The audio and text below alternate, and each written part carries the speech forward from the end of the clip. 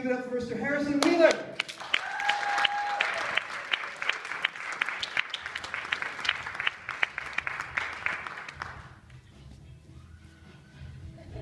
Good evening, everyone. How are you? It's good to be here specifically because I accidentally went to the other stand-up comedy show down the street, Sit Down for Prostate Health, and I didn't have any material for them, so glad I made my way here.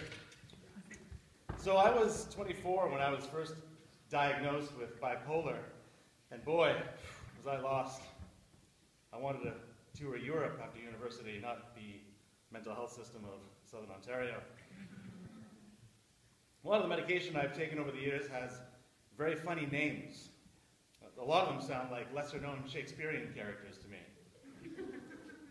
Make haste, Olazapam! Night is a settling blanket upon the village. How now and anon, Clamazapam? I will get thee to thine king. What, pray ye, shall you do should the enemy Zoloff cross your path? I shall call upon Jester's Prozac and Celexa. Worry not, all will be Wellbutrin.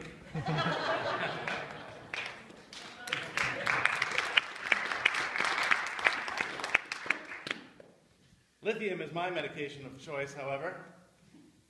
Iron Man has nothing on me. Lithium Man! Weaknesses may include limb sexual drive, hasty mouth, diarrhea, bloating, rashes, and the stamina of a dollar store AA battery. Lithium Man!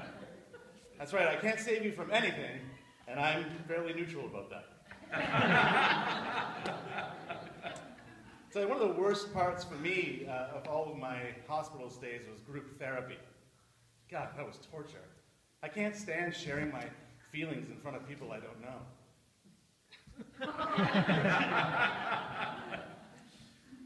I was smoking in the hospital, but my wife tells me I was hot way before that.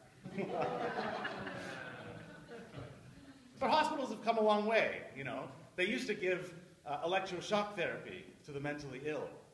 You know, they would strap them to chairs, and not unlike criminals on death sentences, and they would zap them with large dosages of electricity, you know, to help correct the synapses in the brain. Man, am I sorry I missed that. Nothing like a reboot, eh? Doctor, my son is sick, he's manic, he's babbling, can you help him? Let's see. Have you tried turning him off and on again? Doctors, yeah. Boy, doctors' waiting rooms are a bore, aren't they? Yes, sir. That's why I like to bring a trombone with me.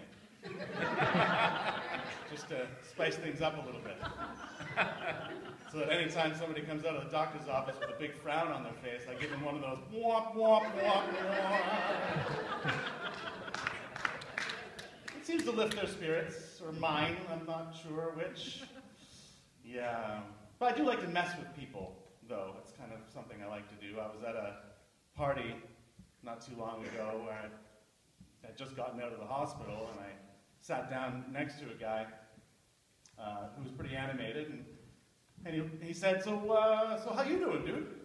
And I looked him straight in the eye, and I said, well, I just got out of the mental hospital.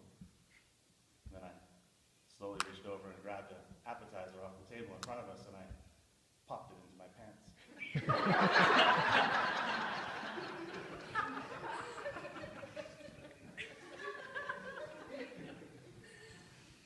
There was a point, though, in my life where I had really lost it.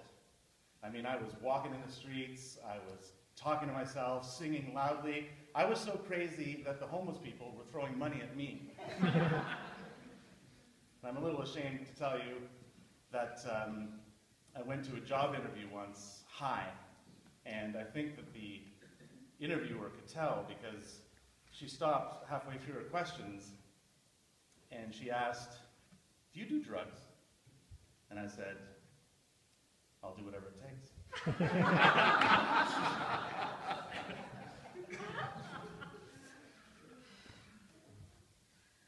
Fact of the matter is, I had to address to my funny paper. fact of the matter is, a lot of us who have mental illness are very high functioning. You know, a lot of people hold serious positions in very important companies, or they lead social initiatives.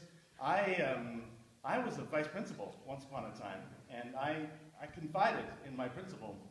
I told him that I have bipolar, and he didn't believe me. He wanted proof, as if I could just suddenly start speaking in tongues and spider crawling up the wall with my head spinning, you know? I leave those choice moments for my priest. But things are much better now. I really like your laugh, by the way. I like the. I'm still laughing about the word that you want.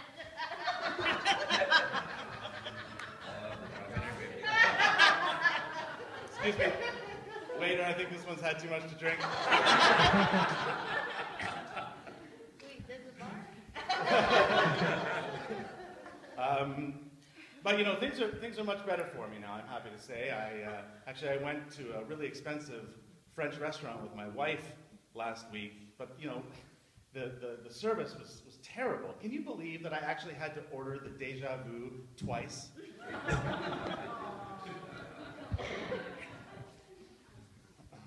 Have you heard that we're going to have to start paying for Facebook?